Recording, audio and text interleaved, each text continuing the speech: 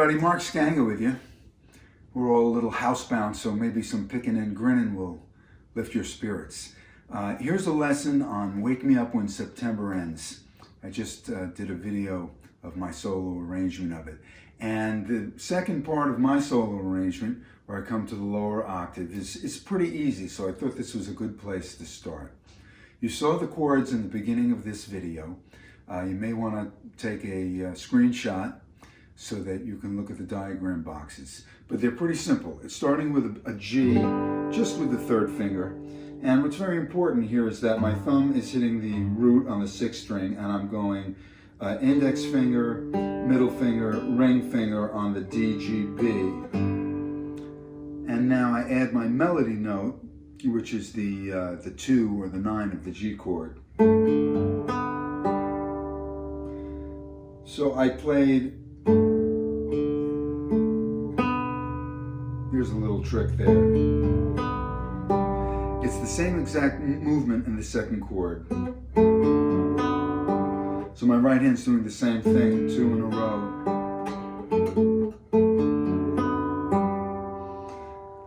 What I'm doing is I'm starting with my middle finger on the A, so that my third finger's right there to pluck the B string.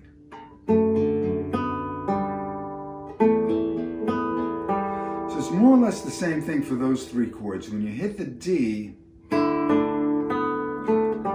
that's an interesting one because I start with the D sus2 chord and I pluck all 4 strings, then the second string without the finger down, third string, and then third string without the finger down. So at the end of that chord, I'm holding nothing.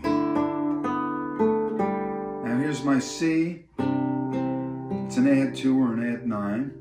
And then when it's technically the measure of the C minor, but I start off like that and then move my first finger in to make it the C minor and add my A for the melody note. So we're playing C add 9 to C, and then we're kind of in between C minor. I hit that open B in anticipation of the G chord. After you've worked on that for a while, if you want to try the bridge, this is a little more challenging, but let me lay it out for you and see how you do.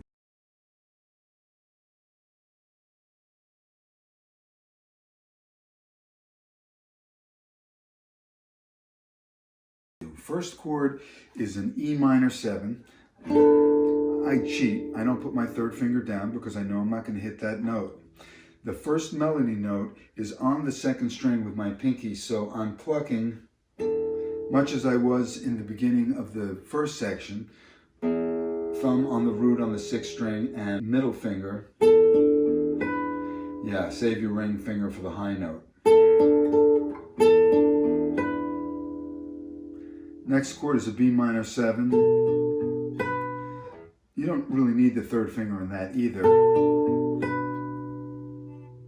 And it was the same thing. I started with my middle finger on the B string,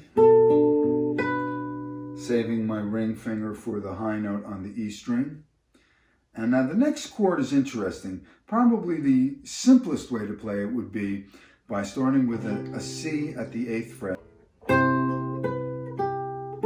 So I'm plucking a chord. By the way, I could cheat here. All I need is this.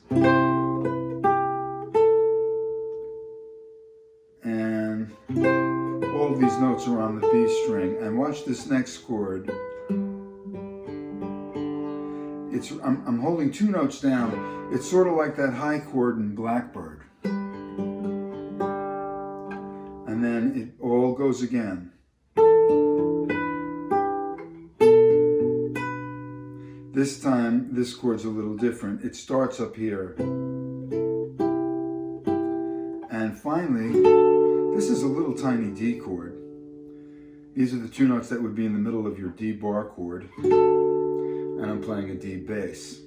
So let me play that whole bridge for you in tempo.